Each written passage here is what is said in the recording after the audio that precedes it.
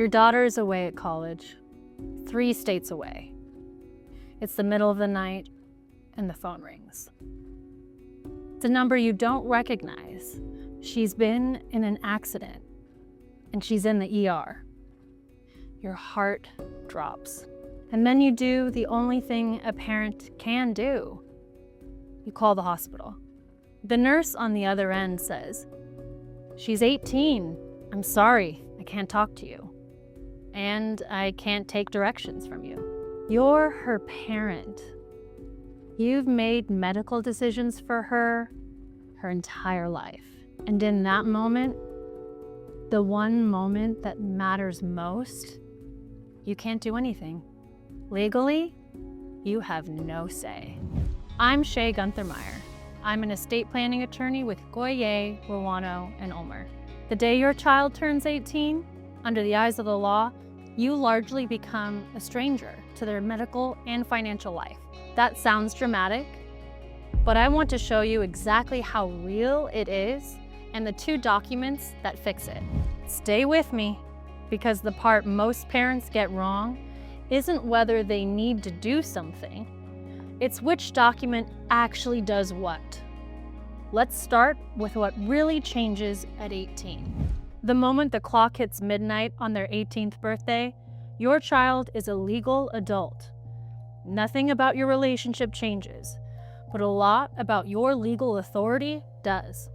Up until that day, you were their natural guardian. You could call the doctor, get the test results, sign the forms, make the call. After that 18th birthday, that automatic authority is generally gone. Not reduced, gone. The biggest reason people run into this is a federal law called HIPAA, the Medical Privacy Law. HIPAA is a good law. It protects every adult's right to keep their medical information private. But it doesn't make it an exception for you because you're mom or dad. Once your child is 18, their doctors and nurses are generally required to treat their health information as private, including from you.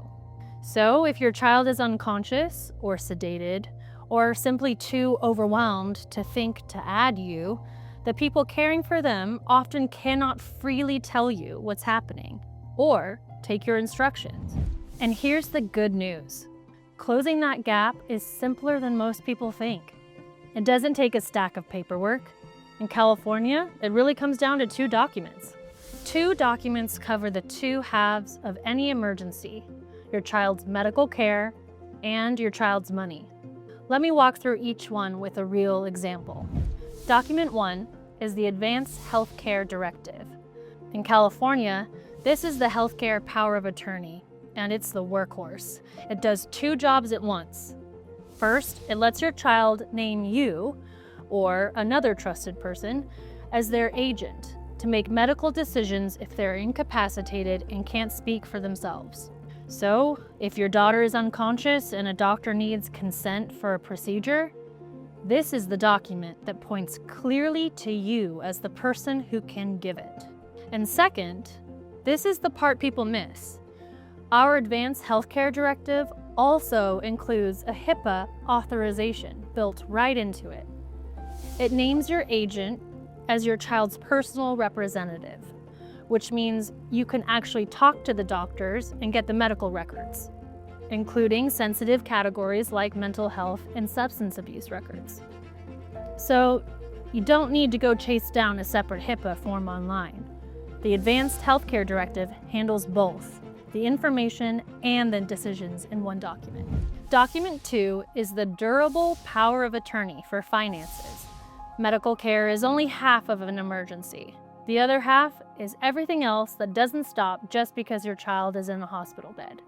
Tuition is due, rent is due, there's a hold on a bank account, an insurance form that needs a signature, a lease problem back at the apartment. A durable power of attorney lets you step in and handle those practical things on your child's behalf, so their whole life doesn't unravel while they're recovering. It's the document nobody thinks about until they need it. Here's what most parents get wrong. They think they need to track down a separate form for medical information and a separate form for medical decisions. In California's Advanced Healthcare Directive, that's one document. it does both. Pair it with a durable power of attorney for financial decisions, and you've got your bases covered. 2 documents, that's it. So what happens if the worst occurs and neither of these documents are in place? People assume that as a parent, the doctors will just let you decide. Sometimes a provider can turn to a close family member to help, but you can't count on it, and you can't guarantee you'll be the one chosen. If your child is incapacitated and there's no directive naming you, your family could end up in court.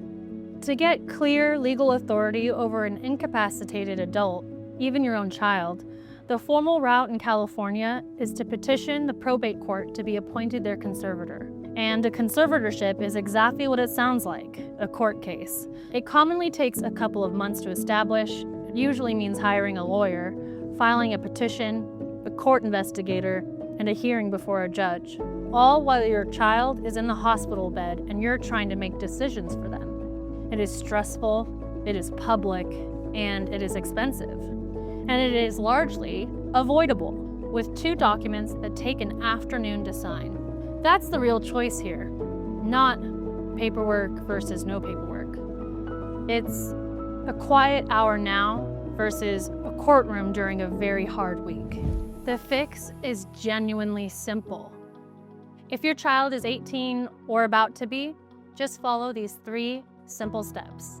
Step 1, put both documents in place: an advanced healthcare directive, which includes the HIPAA authorization, and a durable power of attorney, with your young adult naming a parent or another trusted person as their agent. One important note here: legally, these are your child's documents to sign. You can't sign them for them. So this is a conversation to have together, ideally before they leave home. Step 2, name a backup. Whoever your child chooses as their primary agent, have them name an alternate too, in case the first person is unreachable or traveling when something happens. A document that names someone you can't actually get on the phone doesn't help anyone. Step 3, make them findable at 2 in the morning. A signed document in a drawer at home is useless when your child is in a hospital 3 states away. Keep a copy with a named agent, save a photo on your child's phone, and put a copy on file with the campus health center. In an emergency, I have it somewhere is the same as not having it. I want to be clear. This doesn't mean something is going to go wrong. The vast majority of kids head off to college and come back perfectly fine. This is simply about making sure that if the rare hard thing happens, you're not left standing in a hospital hallway, being told you can't help make decisions or help your own kid. Every family situation is different.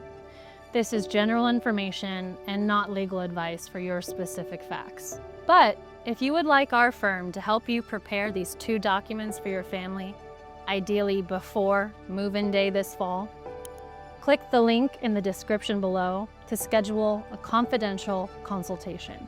It's a short, calm conversation that can spare you a more stressful conversation down the road.